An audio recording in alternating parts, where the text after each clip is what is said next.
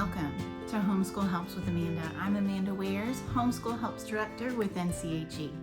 So today we're going to continue our series on misinformation, and we are continuing on with misinformation about testing, the annual testing requirement for all registered homeschools in North Carolina. So first off, let me reiterate who must be tested. I touched on that last week, but I'm gonna be really clear about it.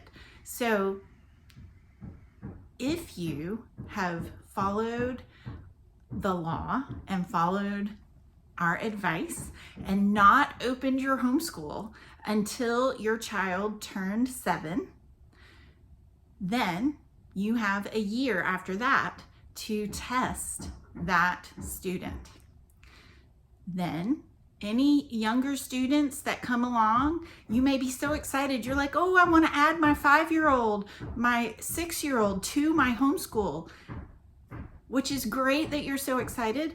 But if you add them officially to your homeschool, then they must also be tested.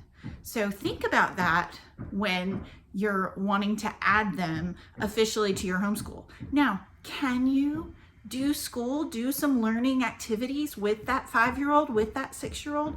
Absolutely, of course you can, but it's unnecessary. And in this case, when we're talking about testing, probably just not optimal, not the best to add them early, okay? Because we don't want to have to start that clock on when they must be tested. Next, what is actually required in regards to testing? The law says, like I said last week, you have to administer a nationally normed standardized test once per calendar year. Is there anything in the law about a certain grade level that a student must be tested at? No, there is not. So, for example, if you have a student like I did, who may be 9, 10, and perhaps has some kind of special need, learning difficulty. It was dyslexia in our case, and my 9-year-old was not reading well. He was not reading independently yet. So I did not test him with the 4th grade test because I knew that level of reading required by that test would just frustrate him.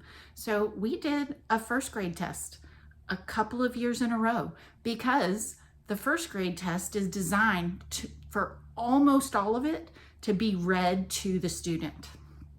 So we did that until he was reading independently, and then we jumped up to a different level. What's my point? You can choose. You have the freedom. There's nothing in the law that says a certain grade level must be used. Also, is there anything in the law that says your student must get a certain score or a certain level, a certain benchmark on that standardized test? No, absolutely not. The law says we have to give a test. Period. The end. Okay? That is a huge source of anxiety and fear and struggle that a lot of families go through in relation to this testing. And I am hoping that this just relieves your anxiety, relieves your stress in relation to this testing requirement in our homeschool law. You have to give a test, nationally normed, standardized achievement test. You do not have to give a certain grade level, and there is no certain benchmark or percentage or level that they have to score on said test. That's what you need to know. So tune in next week for one more set of misinformation related to testing. I hope you have a great day, and I really hope this helps.